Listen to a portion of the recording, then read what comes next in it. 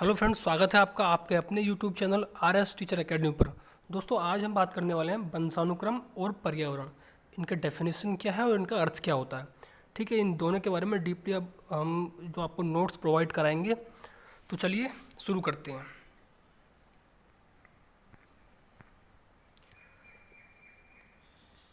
सबसे पहले हम बात करते हैं वंशानुक्रम का अर्थ व परिभाषा।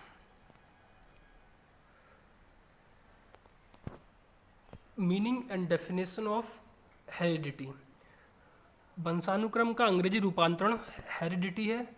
यह हेरिडिटी शब्द की व्युत्पत्ति लैटिन भाषा के हेरिडेटर से हुई है, जिसका अर्थ है माता पिता से प्राप्त गुण या तत्व। दूसरे शब्दों में वंशानुक्रम से तात्पर्य शारीरिक व मानसिक गुणों के संचरण से होता है, जो माता पिता से बच्चों में जीन्स के द्वारा प्रवेश करता है। साधारणतः लोगों को विश्वास है कि जैसे माता पिता होते हैं वैसे उनकी संतान होती है, अर्थात समान से समान जीव उत्पन्न होता है। इसका अभिप्राय यह है कि बालक रंग, रूप, आकृति, बुद्धि आदि में माता पिता से मिलता जुलता है, पर यह देखा जाता है कि बुद्धिमान माता पिता की संतान मूर्ख और मूर्ख माता पिता की संतान बुद्धिमान होती है। इसका कारण यह है कि संतान को न केवल अपने माता पिता से बल्कि उनसे पहले के पूर्वजों से भी उनके शारीरिक व मानसिक गुण प्राप्त होते हैं। ठीक है, जो साधारणतः 3 प्रकार के होते हैं।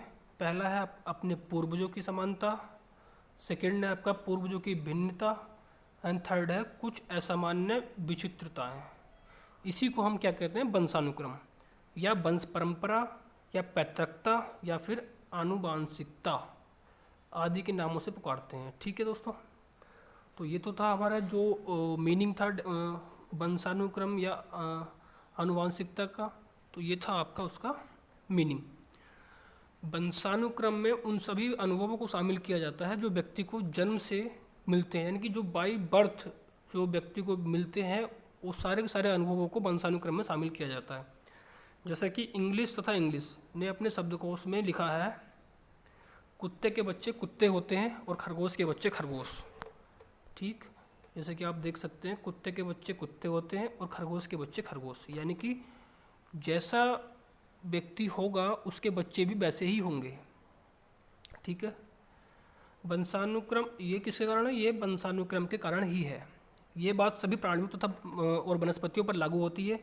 किसी भी पौधे में गुलाब से गुलाब पैदा होती है। मनुष्य में अनेक गुण ऐसे हैं जैसे रंग, रूप, आकृति, बुद्धि इत्यादि, जो बहुत कुछ वंशानुगत हैं। ठीक है, तो ये था हमारा मीनिंग जो आपका आनुवांशिकता है या वंशानुक्रम है। ठीक है, नेक्स्ट हम बात करते हैं कुछ इसके डेफिनेशंस की। तो फर्स्ट डेफिनेशन है, जेम्स ड्रेवर ने अपनी पुस्तक में लिखा है कि वंशानुक्रम का अर्थ माता पिता से बच्चों तक शारीरिक और मानसिक लक्षणों का संक्रमण या हस्तांतरण, यानी कि माता पिता से बच्चों तक जो शारीरिक या मानसिक लक्षण आ रहे हैं उसको हम बोलेंगे वंशानुक्रम। सेकंड डेफिनेशन की अगर हम बात करें तो बी.एन. झा की है ये। इसमें इन्होंने अपनी पुस्तक मॉडर्न एजुकेशन साइकोलॉजी के पेज 39 पर लिखा है कि वंशानुक्रम व्यक्ति की जन्मजात विशेषताओं का पूर्ण योग है।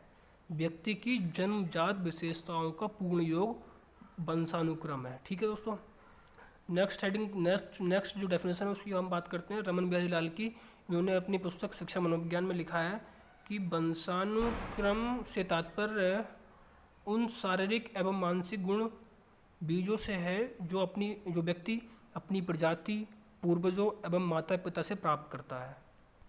ठीक, नेक्स्ट हेडिंग है हमारी डगलस एवं हॉलैंड ने अपनी पुस्तक फंडामेंटल ऑफ एजुकेशन साइकोलॉजी में लिखा है कि एक व्यक्ति से वंशानुक्रम में वे सब शारीरिक बनावटें, शारीरिक विशेषताएं, क्रियाएं या क्षमताएं सम्मिलित रहती हैं जिनको वह अपने माता पिता, अन्य पूर्वजों या प्रजाति से प्राप्त करता है। ठीक, तो ये थी कुछ डेफिनेशंस हमारी। अब हम बात करते हैं नेक्स्ट जो हमारा टॉपिक है वातावरण। वातावरण का अर्थ एवं परिभाषा, meaning and definition of environment. ठीक है, हम बात करें तो वातावरण को पर्यावरण के नाम से भी जाना जाता है। ठीक है, पर्यावरण दो शब्दों से मिलकर बना है, परि प्लस आवरण। परि का अर्थ है चारों ओर और आवरण का अर्थ है ढकने वाला या घेरने वाला। इस प्रकार किसी वस्तु के चारों ओर चेतन या अचेतन रूप से छाई हुई वस्तु को ही हम क्या बोलते हैं, पर्यावरण कहते हैं। इनमें वे तत्व सम्मिलित किए जा सकते हैं जो व्यक्ति के जीवन और व्यवहार को प्रभावित करते हैं। दूसरे शब्दों में वातावरण से तात्पर्य उन सभी चीज़ों से है जो जीन्स को छोड़कर, यानी कि जो जीन्स होते हैं माता पिता के, उनको छोड़कर, उनको अगर हम निकाल दिए जाएं तो उन सभी चीज़ों से होता है जो व्यक्ति को उत्तेजित और प्रभावित करते हैं। अर्थात व्यक्ति के वातावरण वे सभी उत्तेजनाएं सम्मिलित होती हैं जो किसी व्यक्ति को उसके गर्भाधान के समय से मृत्यु तक प्राप्त होती हैं और उसे प्रभावित करता है। ठीक है दोस्तों, ये था हमारा वातावरण। इस प्रकार स्पष्ट है कि वातावरण का अर्थ व्यापक है, इसी कारण मनोवैज्ञानिकों ने इसे सामाजिक वंशानुक्रम की संज्ञा दी है। वातावरण के अर्थ को स्पष्ट करने के लिए विद्वानों द्वारा दी गई निम्नलिखित परिभाषाओं का अध्ययन करना आवश्यक है। डेफिनेशंस की हम बात करें तो पहली हमारी बोरिंग, लैंगफील्ड तथा बेल्ट के अनुसार पित्रैको के अतिरिक्त व्यक्ति को प्रभावित करने वाले सभी तत्व उसके पर्यावरण हैं। ठीक है, ये हमारी डेफिनेशन है बोरिंग तथा लैंडफील्ड तथा बेल्ट के अनुसार। डेफिनेशन मतलब पैतृकों के अतिरिक्त व्यक्ति को प्रभावित करने वाले सभी तत्व उसके क्या है, वातावरण है। सेकंड आपकी जो डेफिनेशन है वो आर.एस. बर्थ के अनुसार है, वातावरण में वे सब बाह्य तत्व आ जाते हैं जिन्होंने व्यक्ति को जीवन आरंभ करने के समय से प्रभावित किया है। ठीक है, ये डेफिनेशन हमारी सेकंड थी। एंड थर्ड डेफिनेशन की अगर हम बात करें तो डगलस व हॉलैंड के अनुसार वातावरण शब्द उन सब बाह्य शक्तियों, प्रभावों और दशाओं का सामूहिक रूप में वर्णन करता है जो प्राणी के जीवन, स्वभाव, व्यवहार, वृद्धि, विकास तथा परिपक्वता पर प्रभाव डालता है। ये कहा है हमारा डगलस एवं हॉलैंड के अनुसार। अगली जो नेक्स्ट डेफिनेशन की अगर हम बात करें तो ये आ जाती है जेम्स एस राय के अनुसार। इसके अकॉर्डिंग क्या है, पर्यावरण कोई बाहरी शक्ति है जो हमें प्रभावित करती है। यानी कि जो पर्यावरण है वो बाहरी शक्ति है, एक बाहरी तो है, हमारे आसपास के चारों तरफ जो भी कुछ है वो सब क्या है, पर्यावरण। और हम बात करें एनास्टसी के अनुसार तो वातावरण वह हर वस्तु है जो व्यक्ति के जीन्स के अतिरिक्त प्रत्येक वस्तु को प्रभावित करती है। व्यक्ति के जो जीन्स हैं, यानी कि जो माता पिता से प्राप्त हुए हैं जीन्स, उसके अतिरिक्त बाकी सभी चीज़ों को प्रभावित कर सकती है, लेकिन जीन्स को वो प्रभावित नहीं करता है वातावरण। ठीक है,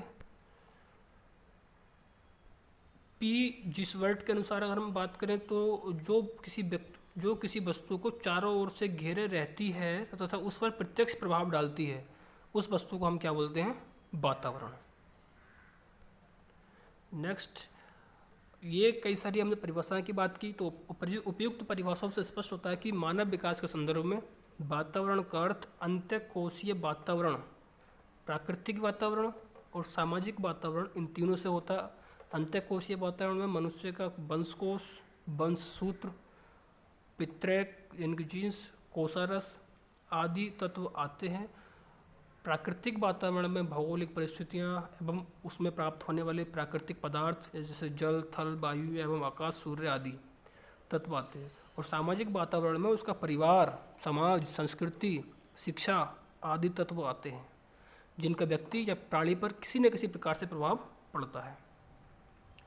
ठीक है दोस्तों, तो ये था हमारा छोटी सी एक वीडियो जो छोटे से नोट्स आपके लिए जो कि हमने प्रोवाइड कराए हैं आपको।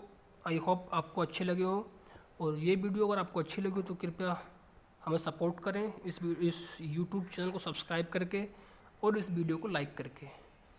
ठीक है दोस्तों, चलिए चलते हैं। इस वीडियो में सिर्फ इतना ही, फिर मिलेंगे एक नई वीडियो के साथ। तब तक के लिए नमस्कार, जय हिंद, जय भारत।